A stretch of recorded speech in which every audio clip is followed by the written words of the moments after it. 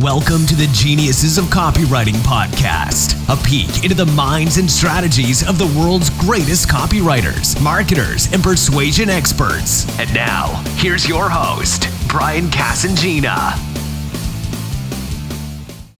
Hey guys, welcome back to the Geniuses of Copywriting podcast. Got an extra special guest here, a man who I have been trying to get on this show, a stubborn man who has somehow been too busy to give me the time of day for this show until now. And the funny thing is that he actually had to make a big change in his career until I was actually able to pin him down for this interview. So Ed Dale, thank you very much for finally consenting to come on the show. How are you, man? Yeah, I'm very well. It took me retiring and a lockdown, so I literally couldn't leave. So So there's no escape. But to be fair, we'd hoped to catch up at Trevor Crook's event, and unfortunately that had to be cancelled because of course COVID-19 and so on. So it's a new world, and I'm glad to be able to talk to you now. I love big long-time listener, first-time caller for the podcast. Well, it goes without saying that I'm glad to talk to you as well, because growing up in the internet marketing world, as you do, Ed Dale is one of the big names that people hear of. I know you're never really a copywriter for hire, but you're a genius at it just the same. The stuff that you've done with Frank Kern and all these marketing campaigns like that. So I am really sitting on the edge of my seat, waiting for you to tell us how all that got started and where you came from in the industry. So I was very lucky. Like I had all sorts of business failures. I tried to start a magazine when I was in university, and it was on NASCAR racing in Australia. And as I often joke, the great way to make a small fortune is start a magazine, because you have a large fortune, it will become small very quickly when you publish a magazine, particularly when it's targeted like that. But was able to, through various businesses and failures as an entrepreneur, was able to sell my business in the .com boom side of things before there was a bust thing, and I sold my business for $3.5 million, which was lovely, and subsequently went and raised a whole bunch of money like everybody was doing at the time for a new venture, and that venture did a lot of good things, but it failed miserably in the end. But at the end of that, and now we're that's the from high school to sort of 2001 story. So like 3 years. Yeah, nice. Slightly longer than that. At that time, I didn't want to. I'd been the CEO. People and offices over 3 continents. The whole thing, and hated every single minute of it. And at the time, I was very aware of Jay Abraham, and mainly from his interviews with Tony Robbins, because I listened to Tony Robbins as a youngster. It was a great education, realizing that there's other sorts of training you could get once you left school, because I was not aware of that until I had heard Tony stuff. And it was around that time he published, I think, Get Everything You Have Out of Everything You've Got, or it's along, it's the book around those lines. Yeah, that's the one. I've got that. Yeah. And I thought, this is fantastic. This is really, really interesting stuff. And then, of course, over, and thought no more of it. But of course, come, that sort of time, I was looking, that was around the time where people started really getting into selling stuff online, selling little PDF, ebooks and so on. And I thought, this is really cool. This is something that's really interesting. wonder if we can do that. And of course, the way that they were all being sold, these ebooks, because there was of course no video, no podcast, no multimedia at all, was good old direct marketing. Well, what I now know of is good old long form sales letters, was how all these little ebooks were being sold. And so started looking at copywriting and fell in love with it immediately, and found I had a little bit of a knack for it, because I approach it I've always wanted to be a writer but hate writing, and I think a lot of people will find the irony in that, especially given what I went on to do. And it occurred to me, coming from the world of startups and business plans and high finance and all this sort of stuff, all the business plans in the world weren't worth the paper they were written in. In fact, they'd be in this toilet paper starved world, they'd be very useful. Then that's about as much use as they were good for. But a really well written sales letter, that is just way better than any sort of business plan. Because if you couldn't write a really good sales letter for your product, you had a hole in your product. Because if you couldn't mitigate every single risk or every single question that a prospect raised in their mind during the course of your sales letter, you didn't have a fully formed product yet. And I started realizing, and of course it's highly ironic as well, that hang on a second, I can write these sales letters and effectively test the concept. Now, very quickly learnt, of course, that that is something called dry testing, and was very illegal at the time. Not a good thing to do, but it just was fantastic. So I thought, this is the thing I've got to learn. I've really got to learn this. So I went to Dan Kennedy's retiring copywriting event in 2000. His last ever one. His last ever event. Which last ever one? And 3, right? So just, and I make no bones, divorce is expensive, I get that. Look, whatever it was, it got me to go over to that event. And I liked Dan, loved John Carlton. Oh, he's going to listen to this too, and I'm going to hate this now, because I'm going to make him sound like good and stuff. It can't be helped. No, I know. It's an occupational hazard. Yeah.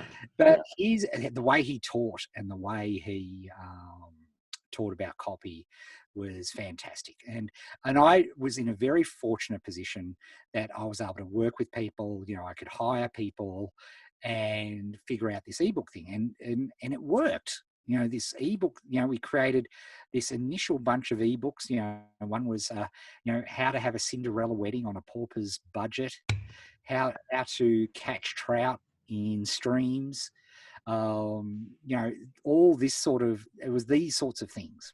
Yeah. And they worked, and it worked spectacularly well.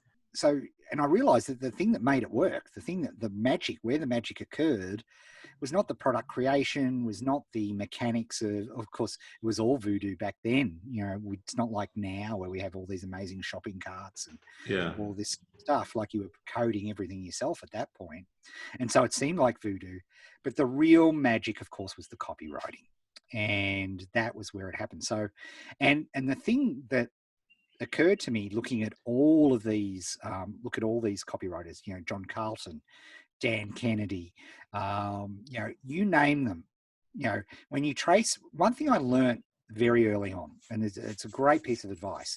If you, and I think I first picked it up with guitar, if you study Eric Clapton, right, and you will be able to, particularly in this day and age, you will be able to reproduce Eric Clapton solos almost perfectly. Yeah. Right.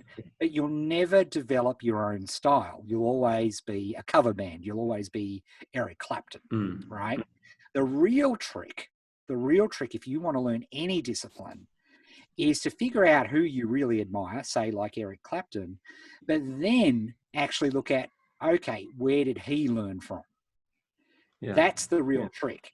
And of course, here's Robert Johnson, Sonny Boy Williamson, the hardcore blues guitarists of the Great Depression and so on. That's who he was learning from. And so if you learn from the people that you admire now, you'll replicate their style. But if you want to develop your own style, you need to go back to their influences.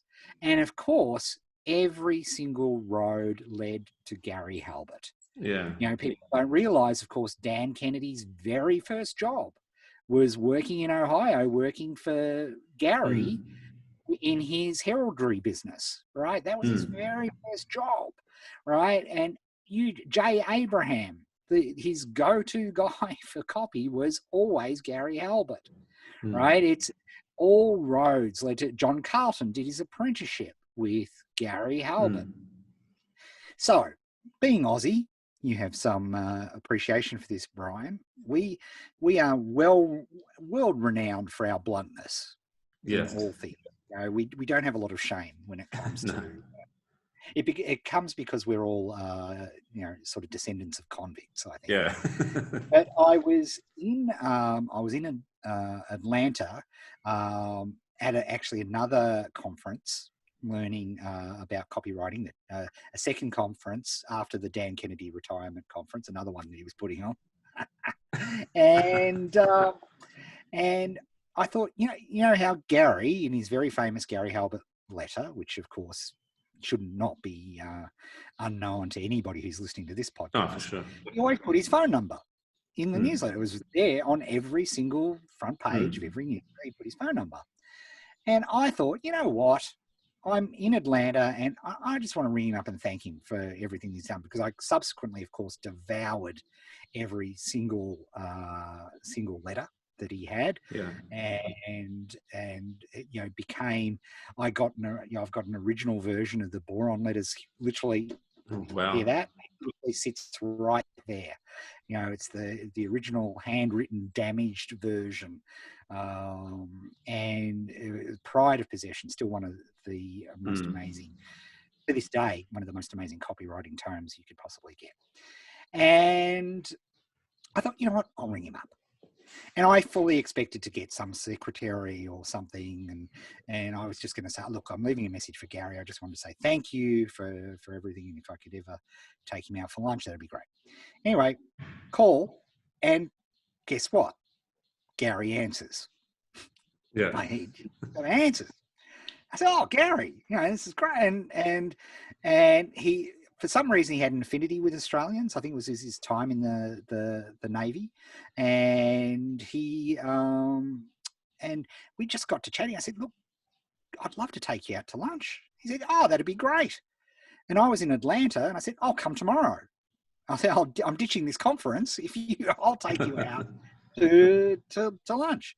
So I booked myself a flight. Remember those days when you could book a flight? Yeah, those days. Before times. Yeah. So I took myself down to Miami and rocked up at his place, and he was sort of impressed that I would jump on a thing like that. And then, and now this is deep background, but when I was a kid, sort of 84, 85, I was an impressionable teenager in those years. Of course, my favourite show on television, bar none, was Miami Vice. I loved Miami Vice. So this was the first time I was in Miami. And Gary said, hey, let's jump on the boat and I'll take you to this spot. It's this crab shack, which is on the middle of this island. You can't get to it.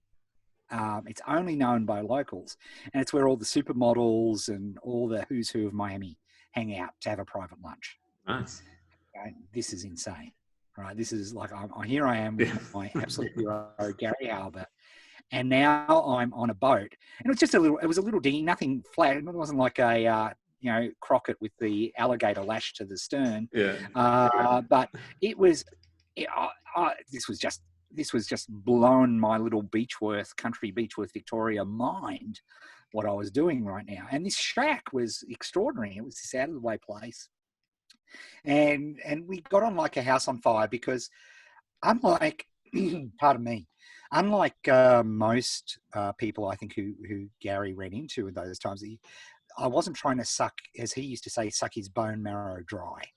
Right. I was just genuinely interested in talking with him and just, hearing, I didn't have any hidden agenda or was trying to do stuff. But the one thing that, of course, Gary was famously anti-internet at that time. Like if you go back to if you look at his newsletters, he was famously anti-internet. And of course, here I was using his letters and his teaching to online. And so I showed him that. And he he went from I hate the internet to I'm a master of the internet in 3 hours, like he did. And to be fair, he was extraordinary in the way he was able to grok and pick up things. So we had an amazing day, and it was fun. And by the way, this is all documented in Gary Halbert newsletters. If you search Ed Dale, Gary Halbert, you'll hear the whole story in Gary's own words. And so at the end of the day, we got on like a house on fire. And said, it's such a shame. All of my people are getting together for a meeting in London on Monday, and I'd love you to show what you're doing because this is amazing, and I'd love to work with you on it. And I said, okay, but I'd been away. My daughter at the time was only like 2 or something like that. Mm. And so my wife, Julie, had been home I'd been away for 2 or 3, like it was crazy the time I'd been away. So I'm literally driving home, like I'm driving, not to the airport, Miami airport. And I call up Julie to tell her this this astounding, just story. Astounding adventure that I had. And said, at the end, he then finished up saying, about this London thing. And I said, oh, look, I'm not doing it. I've been away. And she said, Ed, are you an idiot? And this is your hero. You can't stop talking about him at any point in time. This is your marketing hero, and he wants you to do it. This is a once in a lifetime opportunity. Woman. Exactly. And because I really wasn't going to do it. And so I booked tickets on the spot, and I called Gary up. And I think this is what sealed the deal, was I called him up and said, okay, I'm on a plane to London. I'll be there Monday. And that blew him away because, for a difference between the Aussies and a lot of people, mainly, because we have to travel everywhere, right? We can't, if you have 1% of the market in the United States, you are a millionaire, probably a multi-millionaire. If you have 1% of the market here in Australia, you're bankrupt. Right? We've got a tiny, tiny population. So Australians travel, right? And that's why we do so, because we're A, blunt, and B, prepared to travel, because it's just, to travel to Sydney is a 10-hour drive. Yeah. Right? It was the most traveled air route on the planet.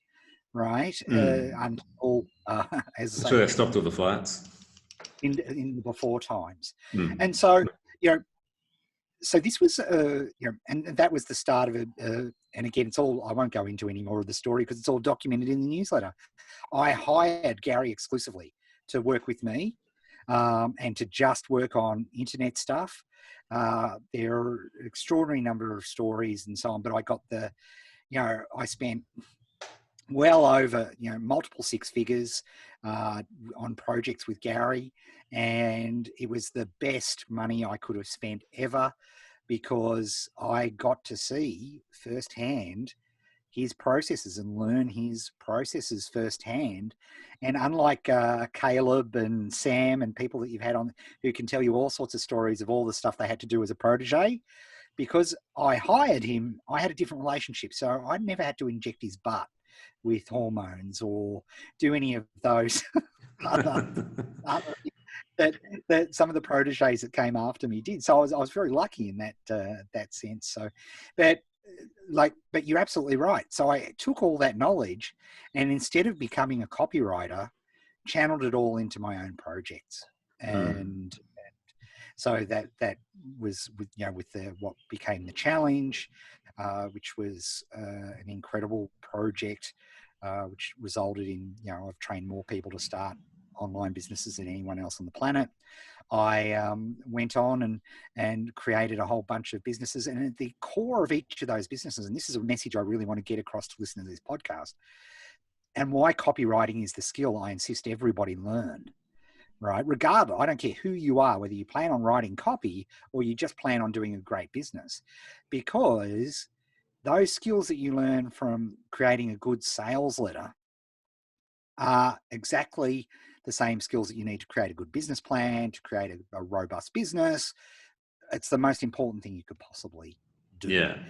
And so, that led to the full story, to the point where I started realizing how much these young whippersnapper copywriters started getting paid.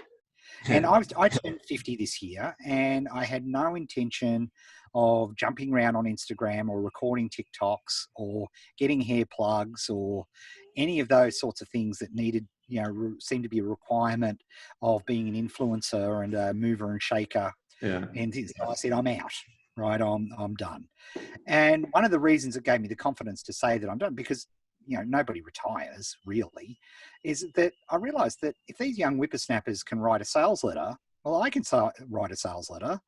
And I saw what you young whippersnappers were being paid for writing these sales letters. And I said, hang on a second, what's going on here? Right? This is an awesome living for no stress. So one of the reasons that gave me the confidence to retire from coaching and training and all those sorts of things was that, I've done a couple of projects for Legacy Research now, and helped Justin Brooke out with some sales letters and stuff with him.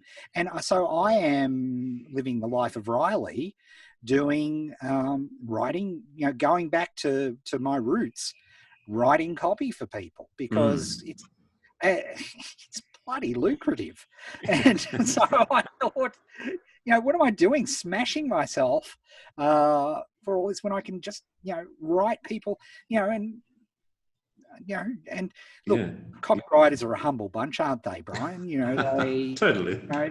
I find that they are extremely humble, but I've been able to break some records and do some things for people just in the time I've been back just doing copywriting, and I've had a blast. So it's it's a thrill to be able to help people out like that, and it's a wonderful lifestyle. People, I touch all available wood, and for anybody who's listening to this who's had their industries turned up over their head over the past few weeks with COVID, my sympathies are absolutely 100% with you. But it just again goes to show that, hey, copywriters aren't starving. No, right? not exactly. We are in demand, because if you are good ones. If you're good, you're good, right? And if you can do, if you put in the training and you put in the hard yards, right? There's never been a better time to be able to, and there's never been a better time, for example, to train as a copywriter and apply those skills into, say, affiliate marketing, because leads are so cheap right now. So, if you can create copy that can convince people to buy this affiliate product, you are generating revenue for yourself, right? And doing that. And that's what, and I did that for years and years and years and years and years. And it was enabled me to retire, and now just doing great copy is a lot of fun. So yeah, that's the journey. Yeah, and what a journey! I mean, it really makes a lot of sense as well, because as you know, my wife and I have been traveling mostly through Southeast Asia for the last 5 years full time, and being able to write people's sales letters and be able to write people's emails is how I've been able to do that. And you mentioned Justin Brooke, who was one of my clients, and I've got a couple of them now who I've taken on during this tumultuous period that we're going through. So even while a lot of businesses have been turned upside down, and I'm very sympathetic to people who are doing it tough as well.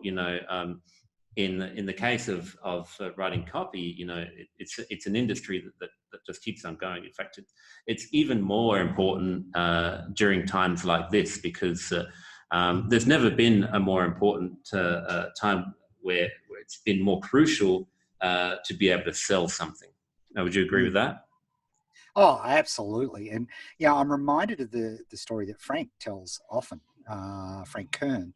And Frank Kern and I had the underachievers, and we hit it off like a house on fire. And when I met him, nobody would touch him with a barge pole, because he'd just been completely done over by the FTC, quite unfairly. Basically some very devious telemarketers had taken some of his affiliate products, and they were promising the world. Of course, Frank wasn't saying that, and of course the FTC went after Frank, and they took everything, right? They took everything, credit cards, assets, just everything grows. And he tells the story of reading John Carlton's original training and saying to his wife, we're going to be okay because I can write copy. And if I can write copy, then, I made that joke at the start, Brian, this is really important. I made that joke of, I thought, wow, I could write a sales letter and see if people hit the buy button, don't take their orders, but do that. And of course, at the time, that was called dry testing, and is most Western democracies, that's highly illegal. However, it's no longer illegal. Hang on, Ed, what are you saying? Don't take legal advice from Brian or Ed, by the way. We're not lawyers. Yeah, true. But here's the thing. If I describe this in another way, thanks to the Brooklyn hipsters of Kickstarter, guess what? What's Kickstarter? If not a sales letter written, and one of two things will happen. It'll either get funded and off you go to the races, or it won't get funded and you tested an idea, and guess what? The idea didn't work, right? So we're now dealing in an environment, and thanks to Lean Startup, by the way, that whole, dry testing and offering people that's totally kosher. That's part of the whole lean revolution. Yeah. Silicon Valley and Brooklyn hipsters made this a very valid way of doing things. So as with copywriting in your skill set, because as many industries there are that have taken and probably will never recover. All right. That's, this is a world changing event. Make no mistake, right? We are not going back to life as we knew it in December of 2019. We are forever changed, right? Make no mistake. Now, having said that doesn't necessarily mean a bad thing at all. It means, for example, how many more virtual summits are there going to be? Because people are going, hang on a second, I can get all the benefits and go to my kitchen for snacks and not have to pay all my travel and accommodation. And for organisers, I don't have to put because, you talk about industries that are affected. Anybody who has live events, they've been destroyed over the last couple of months. And, they're starting to think, well, hang on a second. If I put on a virtual summit, I'm not on the hook to hotels and all these major liabilities. We can deliver it virtually. So things are going to change. And there are industries that are going to thrive. And for every dramatic event, Great Depression, the World Wars, the oil shocks, for every one of those, there is a subsequent boom period after it as people adjust, and there is so many of these phrases: pivot, precedent. As copywriters, we're starting to twitch anytime the word pivot or precedent enters our mind, because we're sick of writing it, and I think people are starting to get sick of reading it. But it is very true. And so there's an opportunity with copywriting the opportunities to, and I apologize for using the word in advance, the opportunities for you to pivot are a sales letter away, and I always use the word sales letter. One, because I'm old school, and two, I'm convinced to this day that, I always start off. It doesn't matter where the marketing campaign is going to end up. I still start with a long form sales letter as my base, because you can always move to a script. You can always move to break it up in emails. You can always, plan a marketing campaign. But I am very old school. I write pen and paper, and it's so funny. There's so much stuff that Gary intuited that has now been proven by science, like the fact that, people, and I see this a lot in the Facebook copywriting groups. Oh, surely you don't handwrite out sales letters anymore. Yeah. Bloody oath you do. Like any apprentice or like if I would train a copywriter or anything, the first thing I'd be doing is 2 weeks of handwriting, bud, because the science now tells us that is more effective. Now, if you're 12 years old and you're going to be a copywriter in 10 years, it may be different because maybe you just literally didn't have pen and paper. But for anybody who went through their schooling years with pen and paper, handwriting is a better creative process, and the science tells us that. So it's fascinating. So I still handwrite, and not because I'm, as you know, one of my, I don't have fast cars or cocaine or hip hop lifestyle like some of our colleagues in the copywriting industry do. All three. Yeah. Mistresses, etc., bless them. But I don't have any of those things, but I do love technology, right? And I do, I haven't met a cool thing that I haven't bought as a gadget. And I do, but I tell you what, when it comes to actually creating a campaign, it's still pen and paper for me, and it's funny, those sorts of things. Resting your copy, the science tells us now. Gary and I to go for drives in the car. We'd after he'd finish a draft, he'd put it down, wouldn't look at it, wouldn't touch it, wouldn't edit it. He'd go for a drive, and we'd go down to the Florida Keys, or we'd go up north to Delray or wherever, Fort Lauderdale, and he'd come back fresh the next day before he ever attempted editing. And again, the science now tells us, because we can now look inside people's brains and see how that the editing side of the brain and the writing side of the brain are completely different areas of your brain, literally. And if you try to combine those while you're writing copy, you're in all sorts of trouble, right? You can't achieve flow state. You can't achieve, let's face it, most of what we write in our first draft is turgid rubbish. I don't care how good you are. Right, even Gary Halbert's first drafts, look, they were good, no question about it. Right, they were good, but they were not the polished gems that after draft 15 and 16 were. Yeah. Right, and that, I think when people start out, that's one of the things I see. They get so downhearted because they produce their first vomit draft, as we call them, vomit drafts. Right, and we know that the reason to do a vomit draft is just that: get the guts down on paper. So much of it will suck, but get the guts out, because there'll be gems in there, and there's a whole bunch of coal that we need to crack open to find diamonds. And that's just the process, right? That's any creative process. But he intuited all of that way before there was the science to back him up, which I always love, and always found that amazing. Yeah. Guys like him seem to do those things without having the scientific base that we have now. They just tried them and they worked, and did them instinctively, and then it's all proven later. So I'm the same as you in some ways. I handwrote a whole bunch of letters when I was doing my mentoring with the toe cracker. I did all of that. I still like to handwrite stuff when I can, and it's a different process, but it's more instinctive. Well, you get the I don't know if this is interest to the podcast listeners, but like literally my process is I do handwrite everything. But then what's awesome now is, of course, dictation is so awesome on computers now. Mm. And so I dictate then the sales letter, which gives me another draft opportunity. And by the way, my spelling's atrocious. I failed English. This is I failed English in my HSC year. I failed it. And anybody who sees any of my stuff will absolutely confirm that.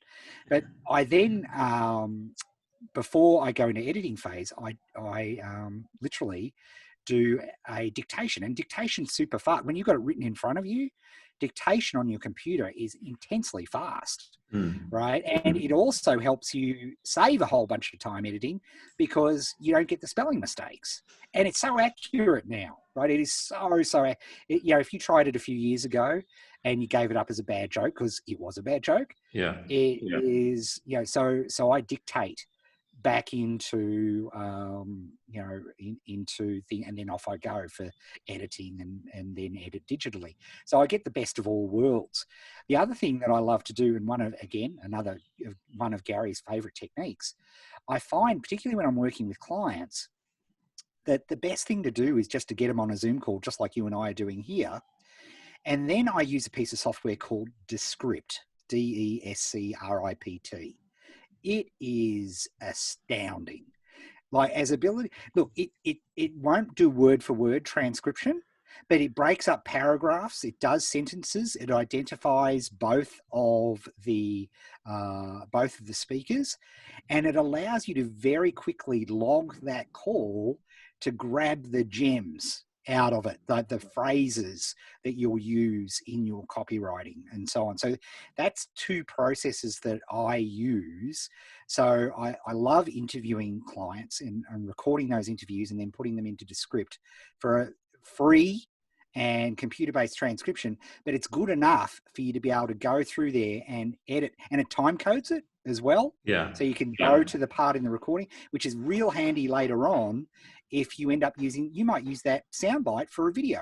Maybe you might use it for a webinar thing if I'm interviewing, customers for the project that I'm working on, or I love talking to users of the product because I get to understand their journey to that product, their use of that product, and what's happened to them after the journey of that product.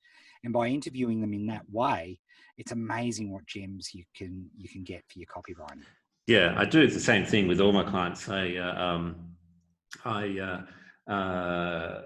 record our calls, and then my team transcribes them. I have a Descript, and I use a lot one called otter.ai, which I found is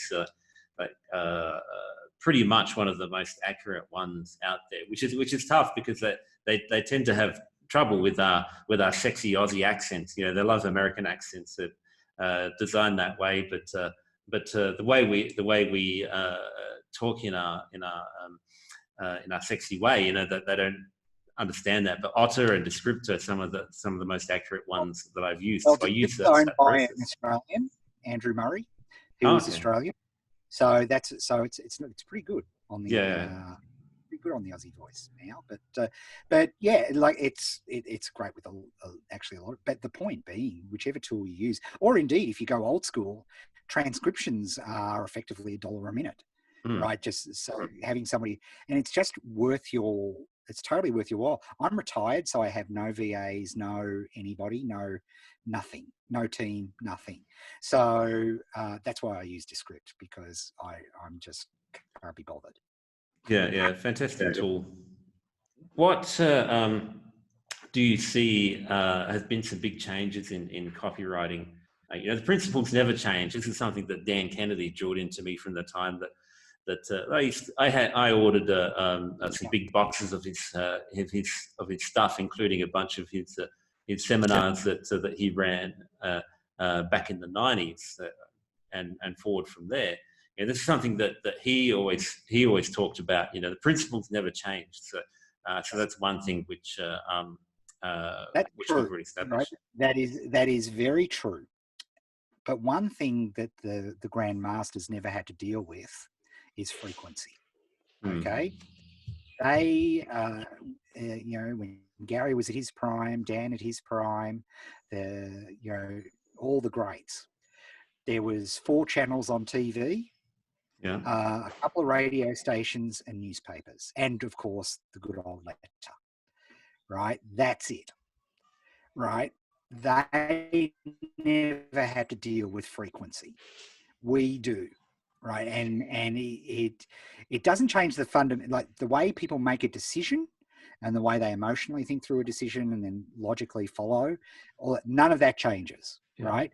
But I tell you what does change, and it is frequency. And I think it's a huge deal, because here's the thing. One is that leads and hooks can their life cycle can be a lot shorter. Their half-life is a lot shorter because they're just seen way more and they're copied way more.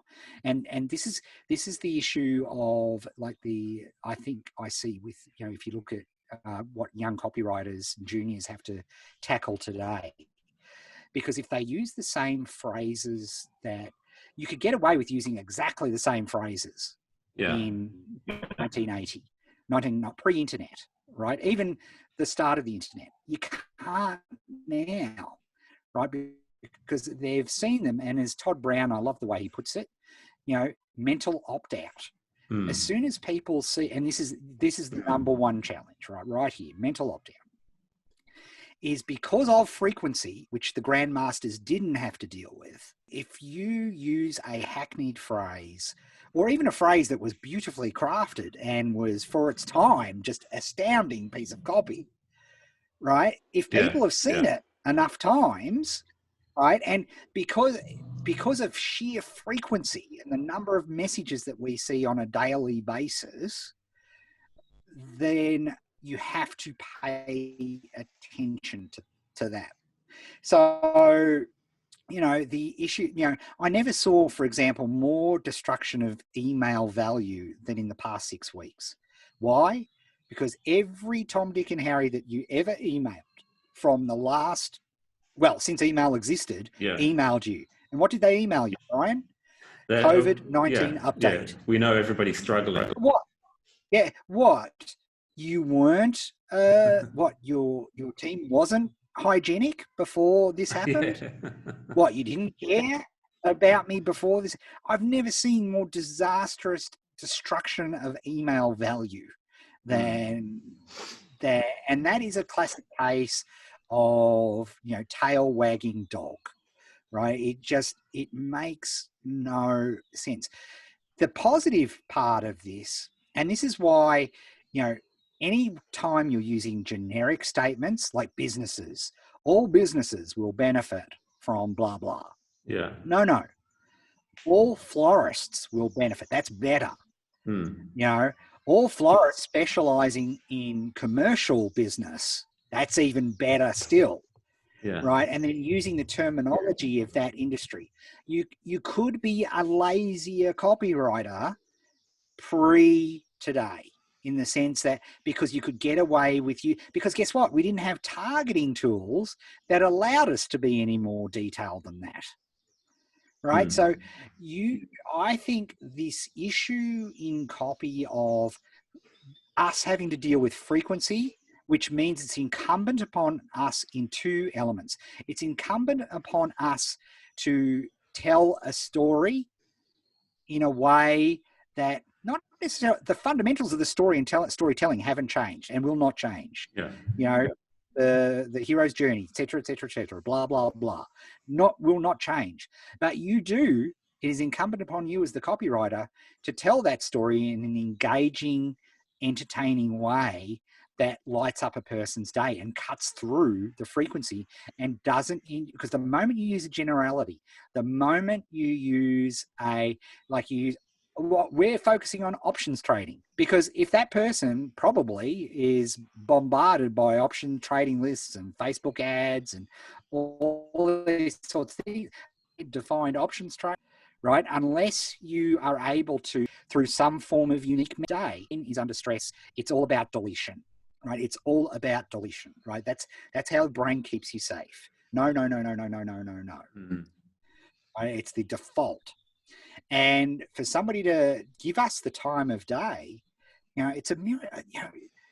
Sometimes I just crawl up in my office floor into the fetal position and just rock backwards and forwards, thinking about our task, the monumental task of the copywriter to try get somebody's attention when they're dealing with, on average, 7,000 to 8,000 messages a day. When I was growing up in the 70s and early 80s, the number of messages that Victoria, my 13-year-old daughter's class will have generated that much messaging during a class where they should be learning in about an hour. Yeah. That dramatic a difference. And so that, to me, if we look at the future in terms of copywriting, yes, fundamentals change, but our grandmasters never had to. Right? They did. They had you could blow people away with a very simple fact in the 70s and 80s, because it's highly unlikely that they would have heard it. Now memes go through the world in 24 hours and everybody's heard of it. Right? So all of those. So to me, Brian, that would be the thing that I would say: dealing with frequency, dealing with mental opt-out. They are the two things. Yeah, that's a challenge, and that's how you've got to stay on top of everything that's happened. So I've never really, no one's really said it as succinctly as that before, and boiled it down to especially the thing about frequency. You're right. I remember the days of 4 channels on TV and the national newspaper, the local rag. And getting actual sales letters in my mailbox at home. It was a different world. Absolutely. I was blessed. I was so lucky. I grew up in Beechworth, town of 3,000 people. And, I used to get the computer magazines 6 months. It took 6 months in a ship to have them shipped over from the US and the UK. And I'd buy these 6-month-old magazines, and I was so fortunate that the newsagent was amazing. The access to magazines that I had, that was what trained me to understand IT and enabled me to learn programming and understand.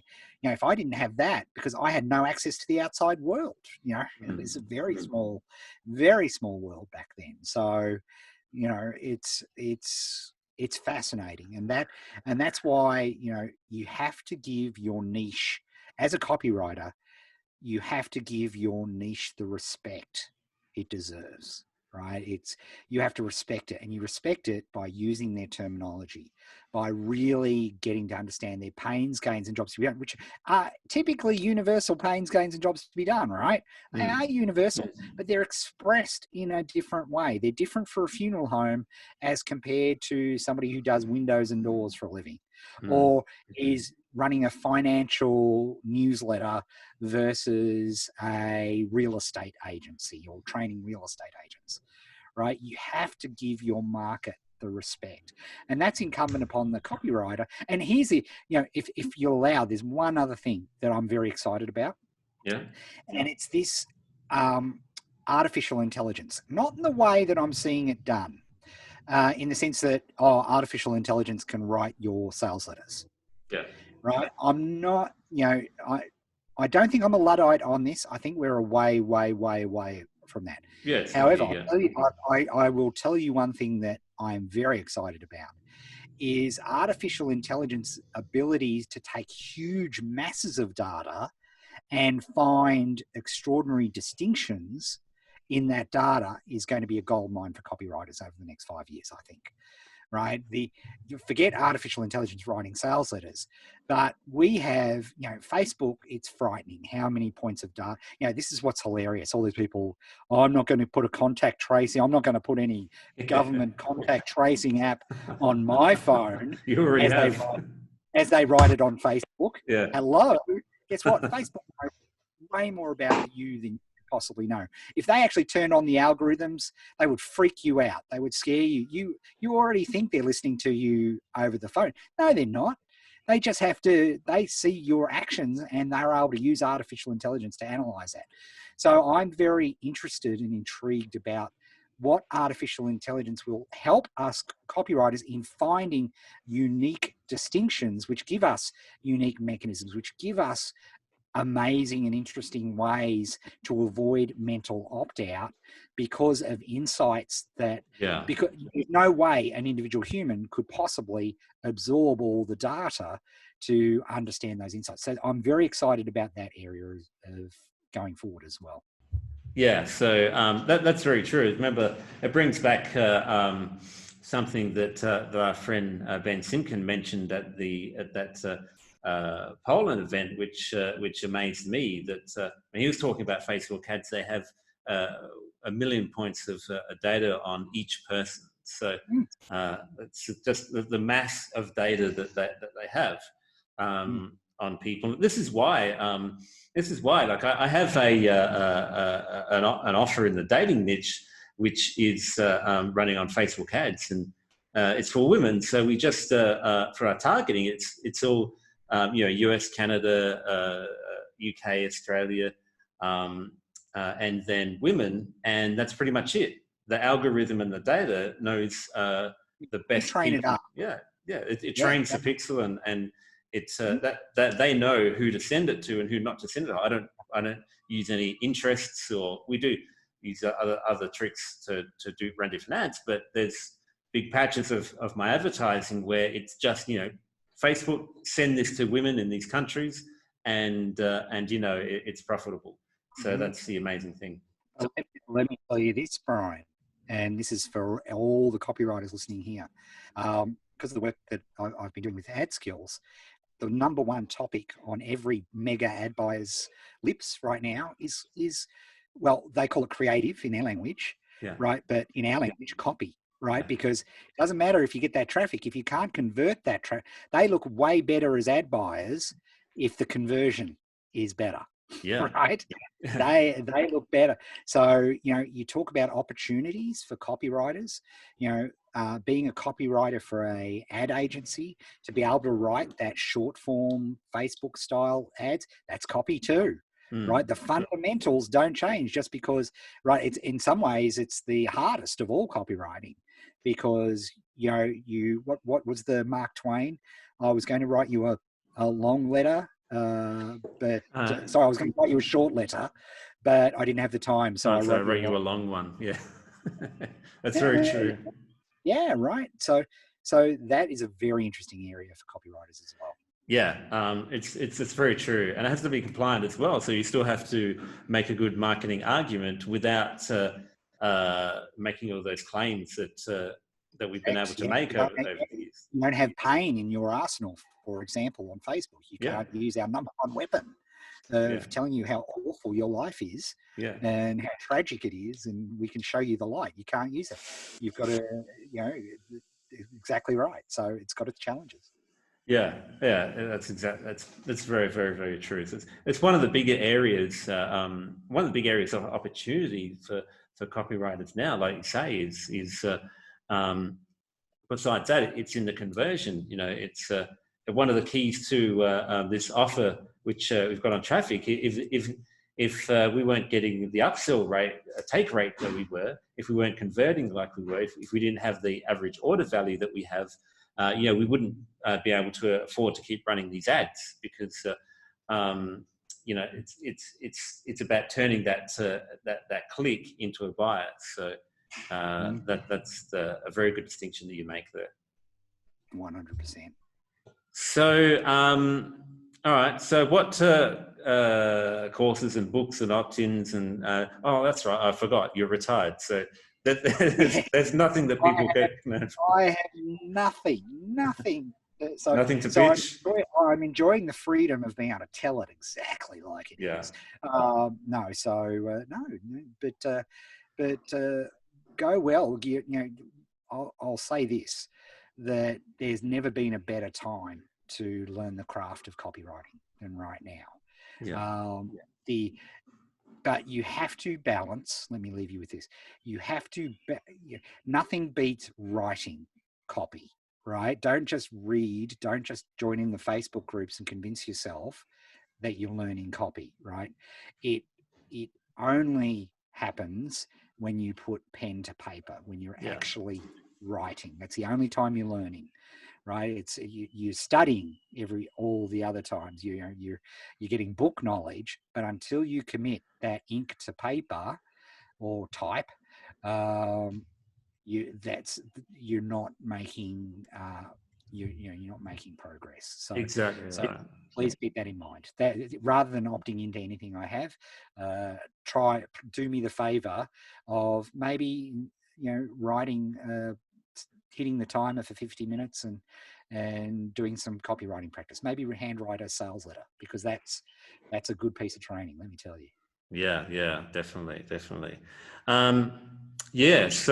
they'll be able to do that, because if you're listening on iTunes, I'll chuck a link to the GaryHalbertLetter.com on Young Ed's podcast page at geniusesofcopywriting.com. So if you're listening on iTunes or elsewhere, those are some great things to handwrite those old newsletters. Gary was the master at what he did. And our friends Kevin and Bond, who maintain that, they've got some sales letters on there as well. Well, and can I share, instead of buying my stuff because I've got nothing to sell, go, if you haven't got it already, go and buy Bond Halbert's Volume 3 book on editing copy, right? Because it is the Bible of copy editing.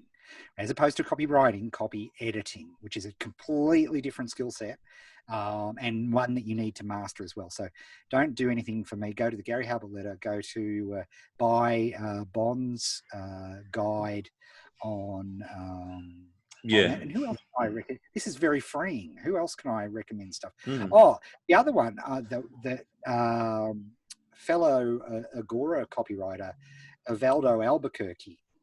His 16 word sales letter book that he released at the end of the year last year is one of the best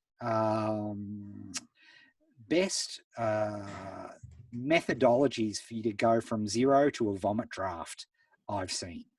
It's really, really good. So there's another recommendation for people. Not my stuff, but stuff that I really think is just superb. Yeah. I'll chuck some links on this page as well. Put in your affiliate, Brian. You need to eat.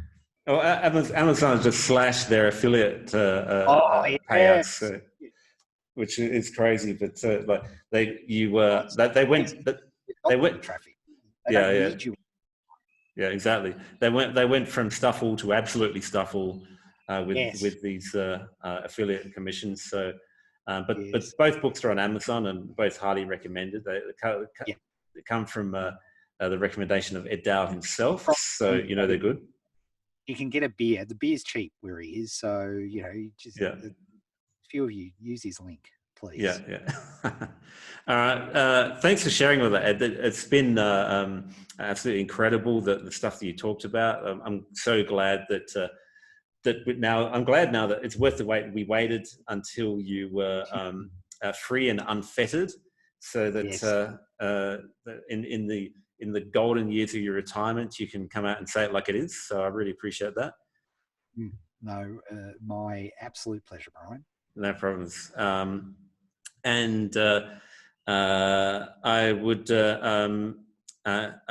you're more than welcome to come on any time again, although I'm sure that you enjoy retirement. Not going anywhere. Let's face it, I can't go anywhere. I literally, I can't even use an excuse. Like, I'm traveling. Sorry, Brian, I'm traveling. Which was true. I was never dodging you. It was genuinely true that. True. I know. It's all good. But that's no more than if you want me back, people, you let Brian know. Tell the boss, and if you demand, if we get at least. One or two people demand. Yeah, we might be able to get three. If you create massive demand, then I will come back. Yeah. If it gets double figures, I'll let you know. Woof, yeah, please. Please tell me. I'm not going to hit Ben. I'm not like Ben Simpkins superstar. I had who is? That's a man. All right, thank you, Ed. You are a genius of copywriting. I think everybody knows that already. So I appreciate you sharing the stuff, and we will talk again soon. No worries, mate. Speak soon. Thank you. Thank you for listening to Geniuses of Copywriting with Brian Casangina. To get the full transcript and all the resources mentioned on today's show, go to www.geniusesofcopywriting.com now.